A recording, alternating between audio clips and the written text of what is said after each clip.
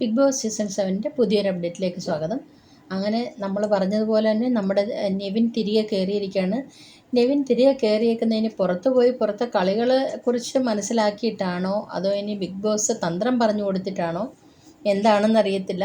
എന്തായാലും വന്നിട്ട് ആദിലയ്ക്കും നൂറയ്ക്കും അനുവിനെയും തന്നെ ടാർഗറ്റ് ചെയ്താണ് വന്നേക്കുന്നതെന്ന് തോന്നുന്നു. പിന്നെ വേറെ വല്ലവരെയും കൂടെ ടാർഗറ്റ് ചെയ്യുന്നുണ്ടായിരിക്കും, ജെൻസിനെ. എന്തായാലും ഇതിനകത്ത് സ്ട്രോങ് കണ്ടസ്റ്റൻ്റ് എന്ന് പറഞ്ഞാൽ ഇപ്പം നിൽക്കുന്നതിൽ ആദില, നൂറ, അനു ആണ്. അപ്പോൾ ഈ 3 പേരെ ഔട്ടാക്കാൻ തന്നെയായിരിക്കും ഇനി നെവിൻ്റെ പുറപ്പാട്.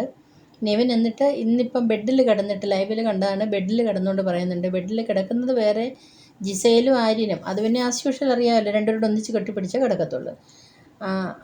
ആര്യനും ഗിസയിലും പിന്നെ നെവിനും കൂടെ ആ ബെഡിൽ കിടക്കുകയാണ്. അവിടോട്ട് റെന ഫാത്തിമ പറയുന്നുണ്ട്. അപ്പോൾ പറയുന്ന ഞാൻ ഒരു ചിറകരിയും എനിക്ക് ചില സമയത്ത് പറയും, എനിക്ക് ആദിലയും നൂറയും അനു ഒന്നും എൻ്റെ ടാർഗറ്റല്ല, എനിക്ക് പ്രശ്നമല്ല, എനിക്ക് അവരോട് ദേഷ്യമില്ല എന്നൊക്കെ പറയും. പിന്നെ പറയുന്നുണ്ട്, ഇപ്പോൾ കിടന്നുകൊണ്ട് പറയുന്നുണ്ട്, ഞാൻ ആ 2 ചിറകിൽ ഒരു ചിറക് ഞാൻ വെട്ടിയേരിയും, ആ ചിറക് ഞാൻ അടർത്തി മാറ്റും എന്നൊക്കെ പറയുന്നുണ്ട്. അപ്പോൾ പറയുന്നുണ്ട് ആദിലയും നൂറയ്ക്കും രണ്ടായിട്ട്, ഇപ്പോൾ 2 പേരിലെ രണ്ടായിട്ട് വോട്ട് വരുമ്പം എന്തായാലും ഒരാളെ നിൽക്കത്തുള്ളൂ. കാരണം ആദിലയ്ക്കാണ് പുറത്ത് ഫാൻ ബേസ് കൂടുതലുള്ളത്. അപ്പം 100 വോട്ട് കിട്ടിക്കഴിഞ്ഞാൽ 75 വോട്ട് ആദിലയ്ക്കും 25 നൂറയ്ക്കും ആയിരിക്കും. അതുകൊണ്ട് 100 ഔട്ടാകുമെന്ന് പറയുന്നുണ്ട്.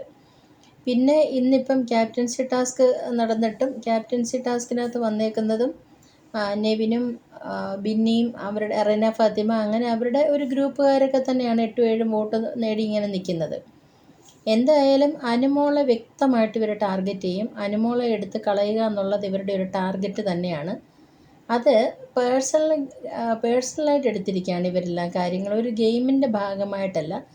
ഇന്ന് അക്ബർ ജയിൽ നോമിനേഷനിൽ പറയുന്നത് കേട്ടു, നാടിനും വീടിനും കൊള്ളാത്ത ഒരു പടുവൃക്ഷമാണ്. അതൊക്കെ വളരെ മോശമായ വാക്കുകളാണ് അക്ബർ പറയുന്നത്. നാടിനും വീടിനും കൊള്ളാത്തവരാണോ? അതൊക്കെ അക്ബറിന് എങ്ങനെയാണ് അറിയാവുന്നത്? ഇങ്ങനെയൊക്കെയാണോ സംസാരിക്കേണ്ടത്? അങ്ങനെയാണ് അക്ബർ അങ്ങനെയുള്ള ആളാ? നമ്മൾക്ക് പ്രേക്ഷകർക്ക് തോന്നുന്നില്ല അക്ബർ ഒട്ടും കൊള്ളാത്തവരാണെന്ന്?